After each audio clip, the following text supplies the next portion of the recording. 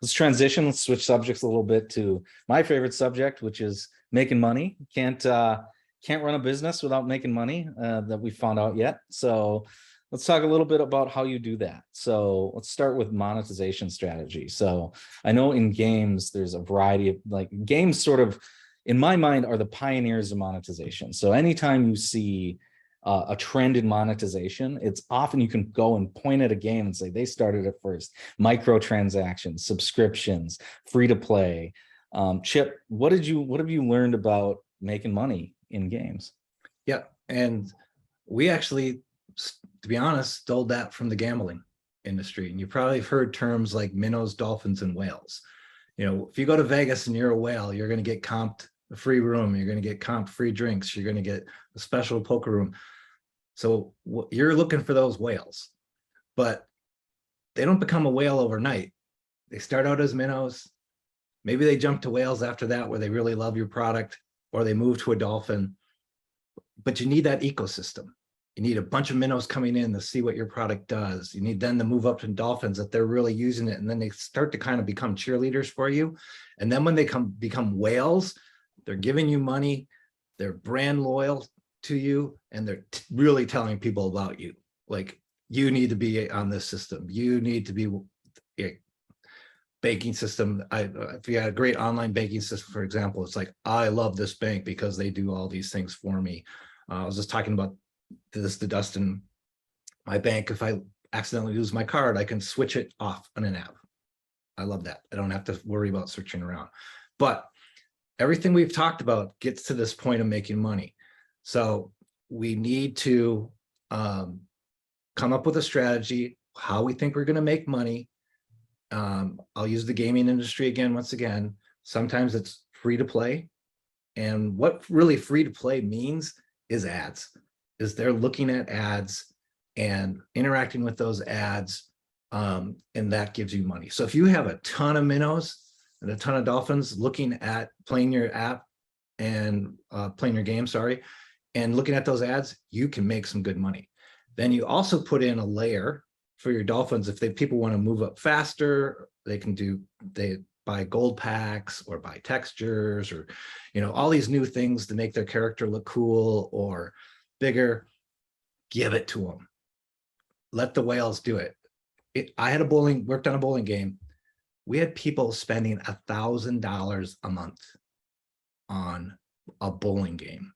There's other games like World of Tanks and everything. Some people are spending $10,000 a month on these games. It's insane. So you give them the opportunity to do that. And I'll give you a real story. So our strategy, this was, we picked our features, we picked how we were going to sell it. We had 2 games coming out exactly at the same time. We thought one was going to be an ad sponsored game that these people were just going to play the game and do the ads. And the other one was built on that they will buy coins from us to play more. We shipped it. The analytics told us they did the exact opposite. So the game we thought that was going to be the ad pace, they were actually giving us money for coins. And the game that we thought the people are going to give us, we're going to buy coins for, we're only watching ads. So what did we do? We rolled with it. We looked at the analytics and said, give the people what they want. We didn't say, no, that's not the way you're supposed to play. We went, okay, if you want to play that way, we changed the strategy very quickly. That was the thing, you know, we learned quickly. We learned what they were doing in the app and changed to what they were actually doing. And so we pivoted. We pivoted with both those games and was able to give the customer what they wanted. The people who wanted more coin things, we gave them more stuff to buy. And it worked out great. So that's, once again, it's understanding what you're going in with, responding, looking at analytics that were built in, and then reading the analytics and adjusting to those analytics very quickly. I mean, we did this within a week and started making money on it. And so instead of going, no, that's not the way you're supposed to play, where some games do that, this allowed us to make money. And also we had multiple tiers so that they could still participate as a minnow, as a dolphin, or if you wanted to be a whale, we gave them those opportunities where they could buy more stuff. So I'll throw it back to you, Dustin. Yeah, so just really quickly, I was part of a B2B analytics startup, which was early in the iPhone days. And an example that I would say is also part of this is not only picking the right strategy, but don't leave money on the table. So one of the things that we had was we had a subscription-based SaaS service that was B2B, and we were looking at the emails of the clients who were buying our software, and it was, you know, a set dollar fee, probably I think like $50 or $20 a month for businesses. And we're looking at this and we're saying, well, Disney is a client, you know, News Corp is a client, Dow Jones is a client, all these clients, and they're all paying the same amount of money that, you know, the two-person shop down the road is paying. And so it took us 4 hours to add a site license tier where Disney didn't have to worry about who they had using their app. And we charged literally 20 times more for it. And we 20x'd almost 20x'd our revenue in 4 hours. So sometimes it's just as simple as charging the people who can afford to pay you more money, because they're getting more value from the product and the need is much, much bigger for them. So if you've got those people, those whales on the line, whether they be a consumer or a big business, don't be shy to understand the value that they're getting from your product and ask for more. So Jim, did you have any thoughts on this? Just real quickly, I'm going to come back to something I said earlier, which is you want to make money, be in a market where you're in need to have. You're going to get people that want to buy. They're going to want to buy quickly, and to the points that Chip and Dustin are making, it should give you price flexibility. And while entrepreneurs sometimes are hesitant to do this, I understand why. Testing price once you're validated that you're in need to have is absolutely something to do.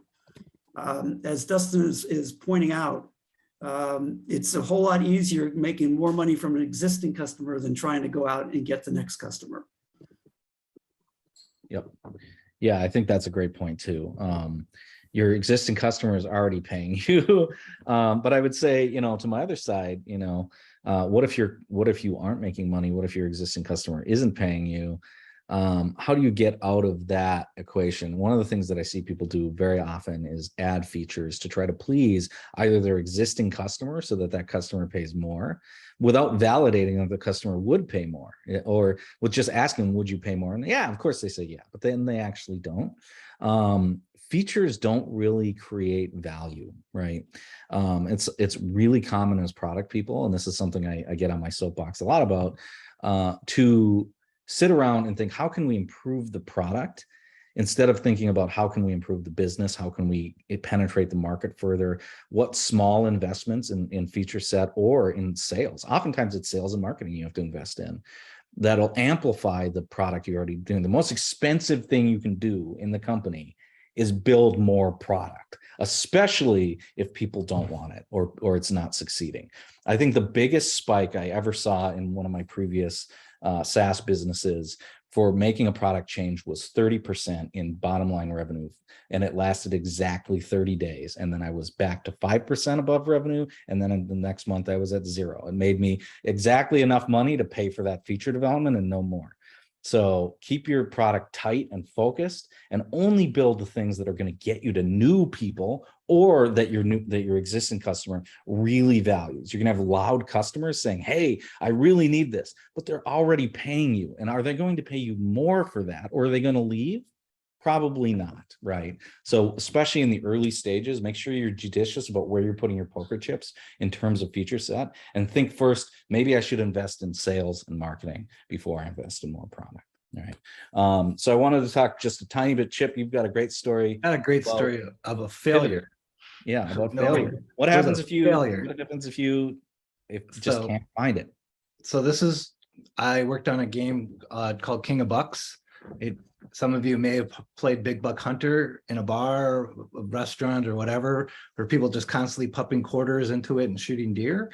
So I had a license for this, and we worked for a year. We created this game. It was beautiful. It worked great on the phone and the tablet.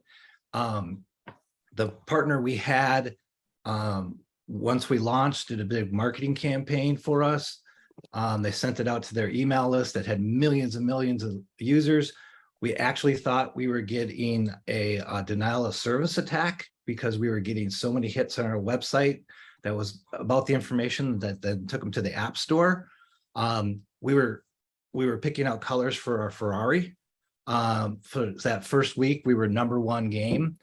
And so we thought we did it. We picked the right market. We picked the right strategy. And so to make money, it was a pay for app. So they were paying for this app. And our strategy was we were going to create more content. So think about it as seasons, or now you're going after moose, and now you're going after elk. And we started building it, and we figured out it costed us $250,000 per up packet. And as Dustin was saying, make sure you have your marketing plan going in, because then we went back to our client and said, okay, next month when you do your marketing campaign, they're like, we're not doing another marketing campaign. We already did it. And we were like, what? We're like, you have to market this. And they're like, no, we did. That's not going to happen. Off the cliff it went. We started changing the price. We gave away it free. And then we were saying, no, we'll make the money up on the bonus content. We were just digging a hole deeper and deeper for us. And so the learning from this one was that strategy didn't work. And we probably should have stopped sooner and started, because we spent $500,000 then on 2 content packs that never regained that money. So sometimes you have to, sorry for the phrasing, but this is something in the business, we call it, you have to kill your own baby.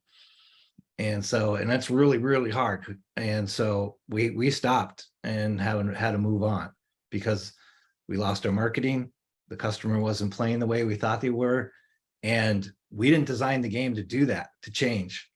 And that was big learning for me going forward, was being able to make sure that I could change the game going forward from the lessons learned.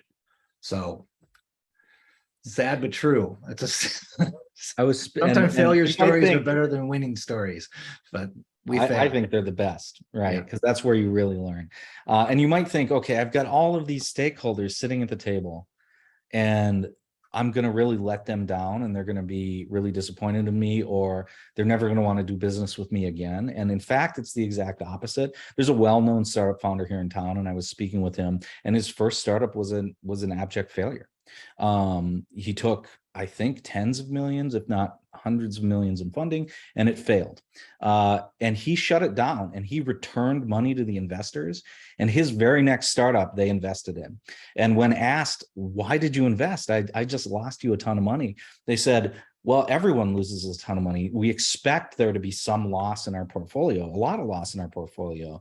But we really respected that you were judicious with our capital and that you chose to give it back rather than spend it until the lights went off. They were really impressed by that leader.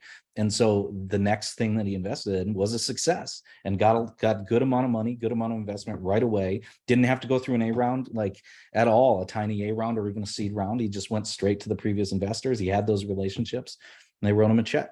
So don't think in terms, make sure you bring your board and your investors into that conversation. But people are more lenient. People expect failure. This is hard. So make sure you're having those honest, transparent conversations, and think of yourself, if you have investment, as the guardians of that money, and you're going to impress your investors. So failure isn't failure. Failure is just a step on the road to success, right? You're not going to get where you are without some degree of failure.